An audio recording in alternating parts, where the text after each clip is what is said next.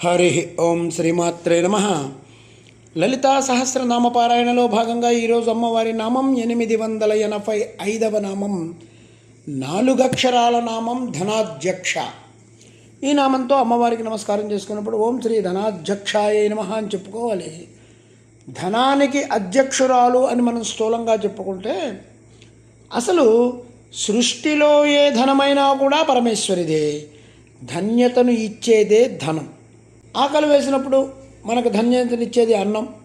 ఎదురుగా బంగారపు కాసులు పెడితే ఆకలితో ఉన్నవాడికి ఆకలి తీరదు, అడిగి పట్టడి అన్నం పెట్టాలి.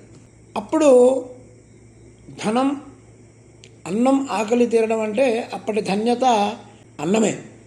దాహం వేసినప్పుడు నీరు ధనం. మనకి ఏది ఎప్పుడు అవసరమో అది సమకూర్చడమే అమ్మ మన మీద చూపించే ధన్యత. జీవుడు మానవ శరీరాన్ని ఎందుకు ధరించాడంటే మోక్షాన్ని పొందడమే జన్మకి ధన్యత. ఆ ధనాన్నిచ్చే జ్ఞానమే ధనం. ఆ జ్ఞానానికి ఆవిడ అధ్యక్షురాలు, ఆవిడ ధనాధ్యక్ష. వేదం మనకు అన్ని రకాల ధనాలు ఇచ్చింది. ఇష్టప్రాప్తి, అనిష్ట పరిహారం అనేటువంటి ధనాన్ని ఇస్తుంది. యజ్ఞానికి కావలసినటువంటి ద్రవ్యాలు సమకూర్చుకోవడానికి కావలసినటువంటి ధనం అమ్మ కృపతో మనకి లభిస్తుంది. రఘుమహారాజు సర్వదక్షిణగా యోగం చేసినప్పుడు మొత్తం రాజ్యంతో సహా దక్షిణ ఇచ్చేశాడు. వనవాసానికి వెళ్తున్న రామచంద్రమూర్తి కూడా సర్వం దానం చేసేశాడు. అంతేగాని పెట్టెలో పెట్టి వచ్చాక చూద్దాంలే అని చెప్పి అనుకోలేదు రాముడు. వాళ్ళకి ఎంత ధీమా అంటే రేపటి గురించి వాళ్ళు ఆలోచించాల. వారు అన్నిటినీ పరిత్యజించినటువంటి మహానుభావులు. ధర్మాన్ని ఆచరించడానికి ఆ ధైర్యం అనే ధనాన్ని ఇచ్చింది ఆ తల్లే. అందుకే వాళ్ళ ధనాన్ని దానం చేసేయగలిగారు. ఇవాళ దానం చేసాం, అలా రేపు మరునాటికి ఆవిడే ఇస్తుంది. అది దీని గురించి ఒక మాట చెప్పుకుంటే, మనం ఒక శిష్యుడు ఆయనకి విద్య నేర్పినటువంటి గురువుగారిని దక్షిణ ఏం కావాలో అడిగమని తెగ పీడిస్తున్నాడు. చివరికి గురువుగారు విసుగుపట్టి ఒక బలిష్ఠుడైన ఏనుగు మీద ఎక్కి నాణాన్ని ఎగరవేస్తే ఎంత ధనం వస్తుందో అంత ధనం కావాలన్నాడు. అంత ధనాన్ని ఇవ్వాలంటే ఇతని వల్ల ఏమవుతుంది, అది రాజే ఇవ్వగలడు. ఆ సమయంలో రాజ్యానికి రాజు అయినటువంటి రఘుమహారాజు అప్పటికే సర్వదక్షిణ యాగం చేసేసి అంతా దానం చేసేసాడు. శిష్యుడు తిన్నగా ఆయన దగ్గరికి వెళ్ళి ధనాన్ని అడిగాడు.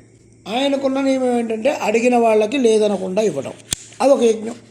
రఘుమహారాజు వచ్చిన అతనితో రేపు పొద్దున్న ఇస్తాను అని ధైర్యంగా చెప్పాడు. మర్నాడు పొద్దున్నే కుబేరుడి దగ్గరికి వెళ్ళడానికి అన్నీ సిద్ధం చేసుకున్నాడు. పొద్దున్న చూస్తే ఖజానా నిండా కుబేరుడు ధనం కురిపించాడు.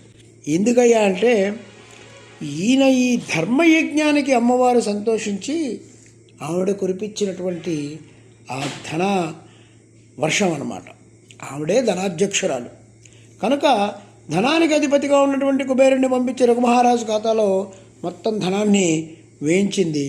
ధనాధ్యక్ష అంటే కుబేర రూపంతో అనుగ్రహించగలిగేటువంటి తల్లి ఎవరైతే ఉన్నారో ఆవిడని ధనాధ్యక్ష అన్నారు. కుబేరుని మీద కూడా పరదేవతదే ఆధిపత్యం. అందుకే ధనాధ్యక్ష. యజ్ఞ ద్రవ్యాలకి ఆవిడ అధ్యక్షురాలు. యజ్ఞానికి ధనం ఒకటే ధనం ఇచ్చేస్తే సరిపోయిందా అంటే కాదు. దానికి అవసరమైన హవిస్సులు, ద్రవ్యాలు ఇవన్నీ కూడా కావాలి.